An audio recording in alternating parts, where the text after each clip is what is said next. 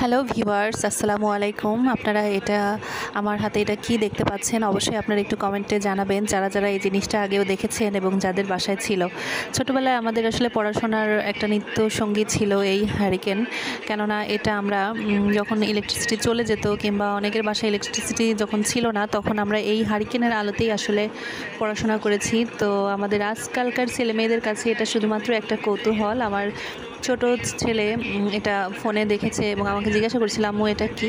তখন আমি বললাম তাকে এটা হারিকেন। তো বড় ছেলের প্রশ্ন, হারিকেনটা আবার কি? তাই বাসায় পুরনো একটা হারিকেন ছিল, যেটা আমি বের করে যে এটাকে একটা নতুন লুক দেওয়ার চেষ্টা করছি। আজকে আমার বাসায় আসলে কেরোসিন তেলটা নেই, থাকলে জ্বালিয়ে দেখাতাম। তো ইনশাল্লাহ আরেকটা ভিডিওতে আমি পরের অংশটা দেখাবো এই হারিকেনটা কীভাবে জ্বালায়। এটার একটা চিমনি আছে যেটা আসলে সুন্দর করে মুছতে হয়, মুছে ঘষে মেজে পরিষ্কার করে তারপরে এখানে যে আগুন